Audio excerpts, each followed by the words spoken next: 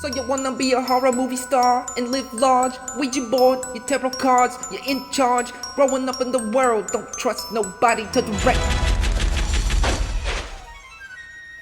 I played video games in a drunken haze. I was 17 years young.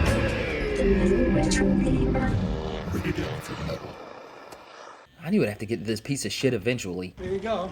When her overbearing father dies, a super wussy chick rents a loft from a kinda weird landlord and his even weirder wife, running from both her father's influence as well as that of a controlling ex-boyfriend, who also happens to be a police officer.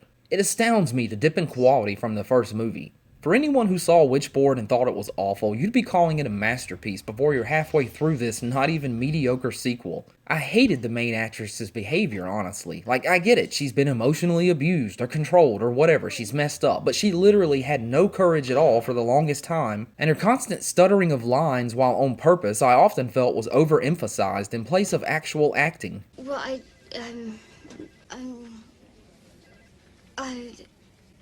just, well, you know, we're... What's kinda worse is the times that she's actually using the Ouija board, the scene feels so awfully rushed and forced. Susan, is your last name Sydney? What are you doing here? A R T I S T artist? You're an artist? Some of her lines are bad, her delivery is bad, or both, I don't really know, but one thing is clear, this is not off to a worthy start as a sequel to the Witchboard series, and this isn't even the last one. The main drama of this flick comes from a spirit communicating with our main character, much like the first movie, just nowhere near as interesting. Claiming to be a woman named Susan, a former resident of the loft this chick lives in, the spirit contacts her many times, although nearly everyone living in the same complex says that Susan never died and simply moved away. Recruiting the help of the landlady and her son, as well as her ex, they attempt to track down this Susan woman, figure out if she's still alive or dead, and if she's dead, how and where she died. Now sometimes this movie kept me entertained in that, yeah, the effects are bad, but bad in a good or funny way, like when this saw blade is chasing the landlord, for instance.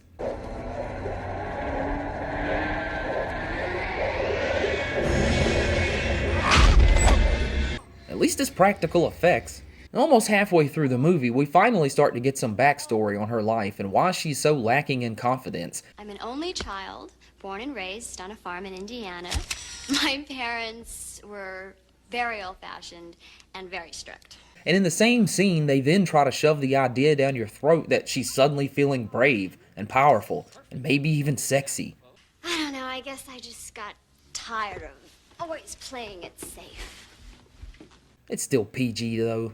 Along the way, it's just a bunch of slow drama. There's a false awakening or two from dreams that have cool imagery, sure, but no real substance. Although I do give points to this one scene in particular.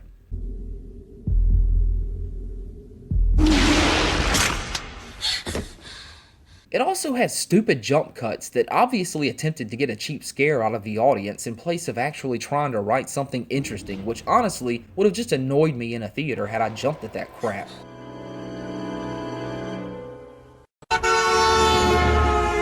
Thinking Susan wants her help finding her body, she seeks some help from some old man, oddball character who owns a mystique shop or something or another, but either way, he has a pretty solid delivery on this line right here.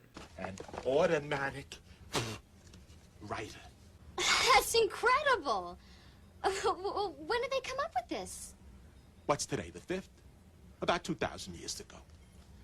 Now, sometime later, as her ex goes to investigate a plot of land that might hold her body, Paige receives a message from the spirit urging them to stop, and the budget on this piece of crap must have been terrible that the movie chooses to waste almost the next 2 minutes with the gas pedal in the car being affected by spiritual influence.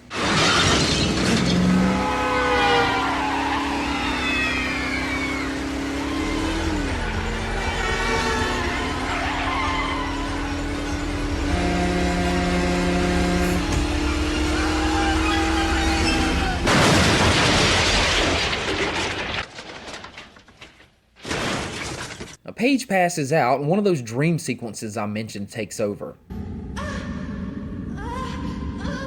Whatever. Sometimes it looks like it has promise, you know, but it's just too little too late. They even recycle the same idea, which I guess I'd expect, but the way in which one character so quickly learns of everything from a book we never even see him read. I've been reading this book on Ouijas, and it scared the hell out of me. It just rushes through a rehash of what progressive entrapment is as he warns her to leave the board alone, which we know she's not gonna do.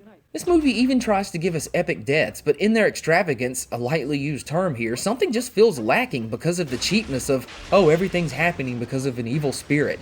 I mean, earlier the dude was like, Spirits are terrible spellers. okay, but they can operate heavy machinery? As this snorefest drags on, I don't know how I made it to the end, honestly. I had to watch it in 3 sessions due to boredom, but I had to finish this damn thing. Eventually, the culmination comes with our shocking revelation. So dude murdered her, big whoop plot-wise. We get a Shining ripoff, which thank God Officer Ex-Boyfriend puts an end to rather quickly. And whether he's innocent or not, I don't really care. Whether Paige is possessed or not by Susan, I don't really care. Who the hell are you?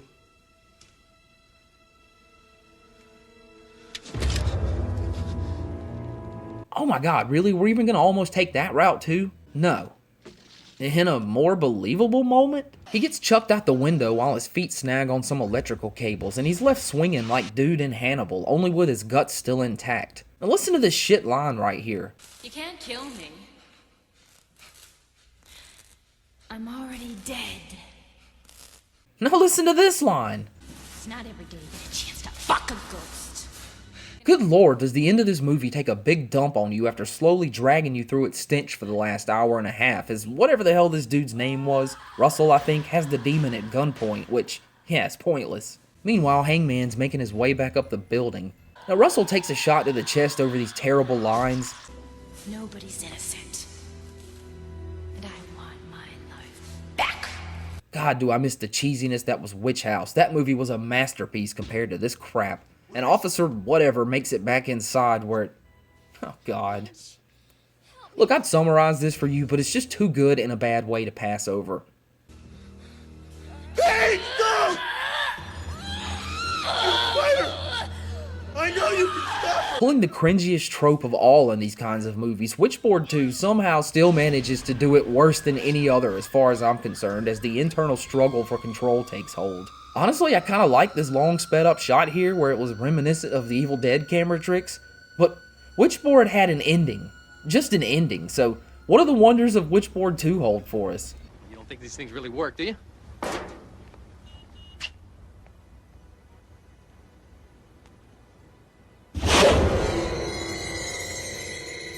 You got any thoughts on this? It's not every day you get a chance to fuck a ghost. Like and subscribe for future